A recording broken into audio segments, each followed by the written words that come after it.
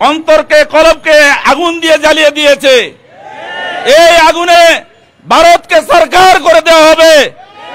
আমরা কসাই মোদী সরকারের কাছে জোর দাবি জানাচ্ছি, অনতিবিলম্বে এই পণ্ডিতকে গ্রেফতার করে আইনের আওতায় এনে বিচার করতে হবে, অন্যথায় সারা পৃথিবী থেকে ভারতকে বিচ্ছিন্ন করে দেওয়া হবে। নাসরুম মিনাল্লাহি ওয়া ফাতহুন করিব। এই পর্যায়ে বক্তব্য নিয়ে আসছেন আন্তর্জাতিক মজলিসে তাহফুজে খতমে নবুয়ত বাংলাদেশের সহসভাপতি আল্লামা জহুরুল ইসলাম। আল্লামা জহুরুল ইসলাম।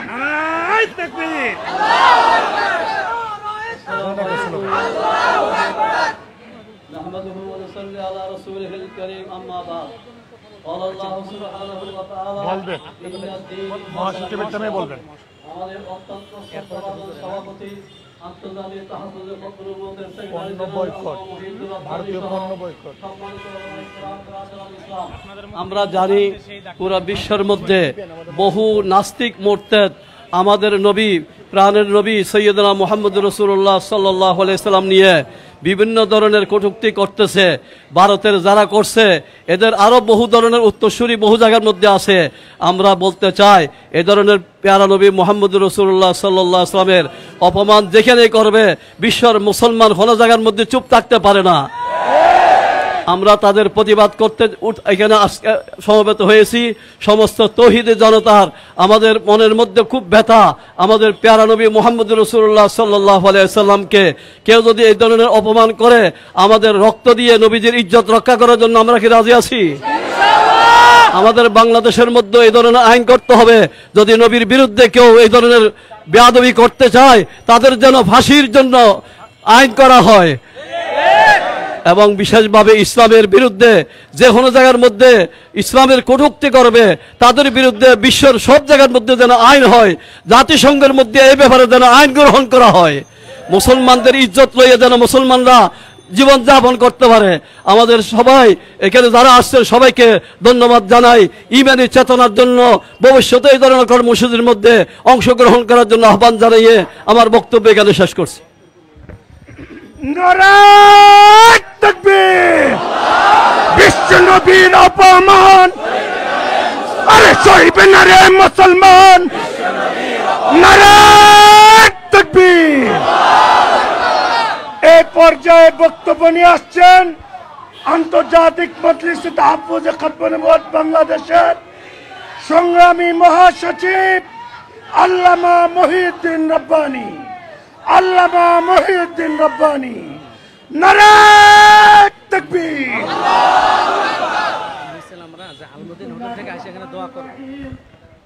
قال النبي صلى الله عليه وسلم من سب نبيا فاقتلوه। সম্মানিত তৌহিদি জনতা, সমবেত হযরত উলামায়ে কেরাম, নেতৃবৃন্দ,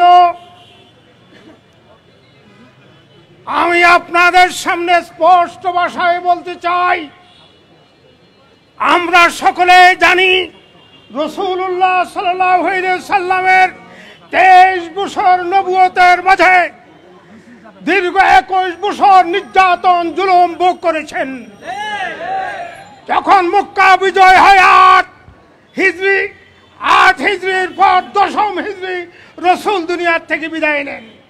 তাহলে মাত্র 2 বছর পেয়েছেন। আর নির্যাতন জুলুমের স্টিম রোলার চলেছিল দীর্ঘ 21 বছর।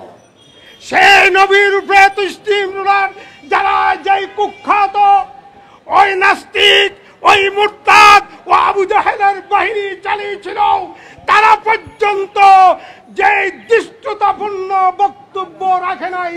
বর্তমান আমাদের ভারতের ওই নরেন্দ্র মোদীর ও কুখ্যাত দালাল ওই হিন্দু পুরোহিত সেই দৃষ্টতা দেখিয়েছে।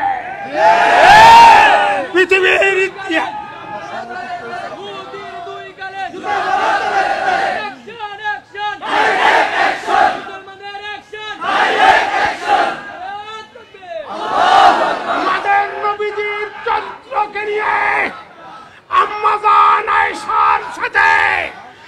নবীজির চরিত্র নিয়ে রামগিরি যে বক্তব্য দিয়েছে এবং এই বক্তব্য যেই সমর্থন করেছে নীতিশ রানে যে বিধায়ক, তাদের বক্তব্যের তীব্র নিন্দা জানাচ্ছি। এই দুইজন সহ আরো যারা আছে এদেরকে গ্রেফতার করতে হবে। তাদের বিরুদ্ধে অসংখ্য মামলা হওয়ার পরেও এই মোদী সরকার গ্রেফতার করে নাই। মোদীকে বলতে চাই, পৃথিবীর 200 কোটির উপরে মুসলমানের ইমানি চেতনায় তুমি আঘাত দিয়েছ। মুসলমানের ইমানি চেতনার এই আঘাত মুসলমানেরা কোনোভাবে বরদাস্ত করবে না। পৃথিবী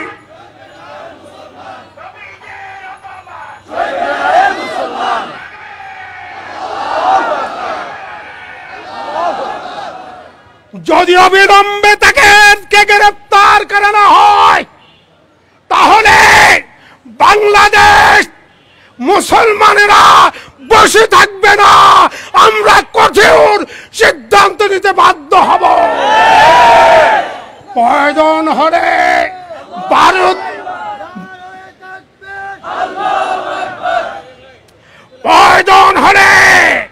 ভারতীয় দূতাবাস গ্রহ করার কর্মসূচি দিতে বাধ্য হব।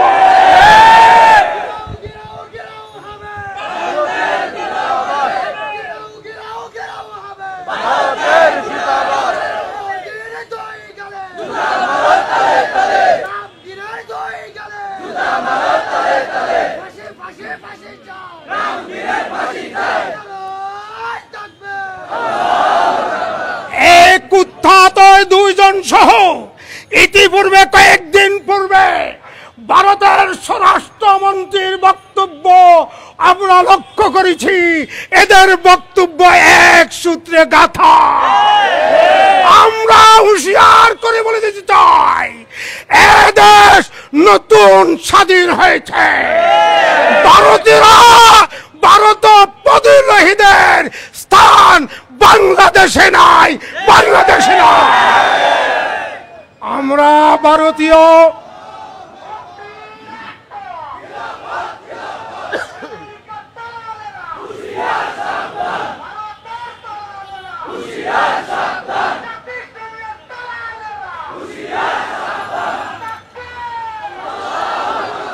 আমরা স্পষ্ট ভাষায় ভারতকে বলে দিতে চাই, ভারত আপনি পার্শ্ববর্তী দেশ, আপনার সাথে আমরা ভালো সম্পর্ক চাই। আপনি আমাদের উপরে দাদাগিরি করবেন, সেটা সহ্য করা হবে না, হবে না, হবে না। বাংলাদেশ সরকারকে, অন্তর্বর্তীকালীন সরকারকে বলবো, অবিলম্বে রসুলের অবমাননাকারীদের বিরুদ্ধে আপনি আইন প্রণয়ন করুন, আইন পাশ করুন। আপনার অন্তর্বর্তী সরকারের মাধ্যমে আপনি অর্ডিন্যান্স জারি করুন, যেন যারা রসুলের অবমাননা করবে তাদেরকে ব্লাসফেমির মতো আইনের মাধ্যমে ফাঁসি দিতে হবে।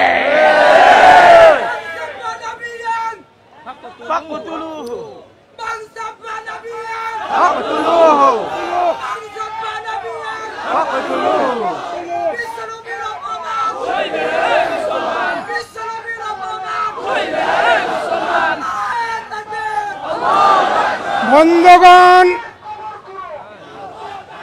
আমরা আজ থেকে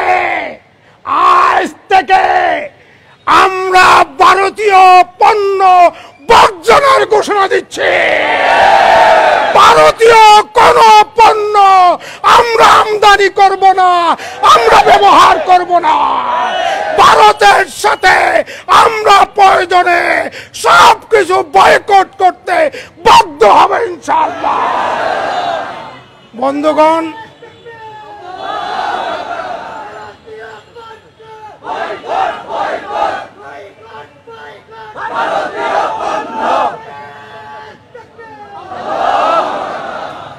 পান আরএফএল সহ কাদিয়ানীদের সকল পণ্য আমরা বর্জন করছি। অন্তর্বর্তীকালীন সরকারের কাছে শেষ দাবিটুকু রেখে যাচ্ছি, আল্লাহর নবীর ইজ্জত আবরু হেফাজতের জন্য আপনি যারা তথাকথিত সংখ্যালঘু মুসলমানের নামদারি কাদিয়ানি দেওয়া আছে তাদেরকে সংখ্যালঘু অমুসলিম ঘোষণা করে।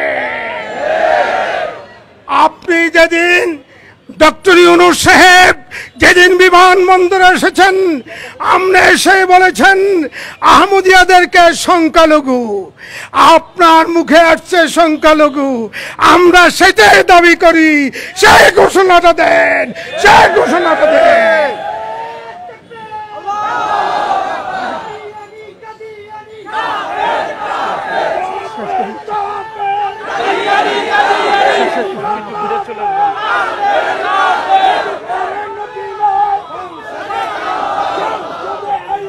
আমরা বন্ধুগণ আমরা এর প্রতিবাদে হেফাজত ইসলাম বাংলাদেশের ঢাকা মহানগরীর পক্ষ থেকে আগামী সোমবার বাইতুল মোকাররম উত্তর গেটে বিকাল ৩টায় প্রতিবাদ মিছিল হবে। আপনাদেরকে সেই প্রতিবাদ মিছিলে অংশগ্রহণের জন্য উদাত্ত আহ্বান জানাচ্ছি। এখন এই দোয়া করবেন আমাদের আন্তর্জাতিক মজলিসে তাহফুজে খতমে নবুয়তের সংগ্রামী যুগ্ম মহাসচিব জনাব মৌলানা আব্দুল কাইয়ুম সুবহানী। আমরা ইনশাআল্লাহ এখান থেকে মদিনা হোটেল পর্যন্ত যাব, আলমদিনা হোটেল মোড়, তারপরে সেখান থেকে আমরা ইনশাআল্লাহ ফিরে ইনশাআল্লাহ মুনাজাত হবে। এখন আমি সংক্ষিপ্ত মুনাজাত করছি। আলহামদুলিল্লাহ রাব্বিল আলামিন ওয়াস সালাতু ওয়াস সালামু আলা সাইয়্যিদিল আমবিয়া ওয়াল মুরসালিন ওয়া খাতামান নাবিয়্যিন ওয়া আলা আলিহি ওয়া সাহবিহি আজমাইন। আল্লাহ আল্লাহ আল্লাহ আল্লাহ আপনার জমিনের মধ্যে রাসূলের দুশমনরা দুশমনি করে যাচ্ছে। আল্লাহ আল্লাহ আমরা নিশ্চয়তা দিতে চাই আপনাকে। আল্লাহ আপনি সাক্ষী থাকেন, রসুলের মেয়াদ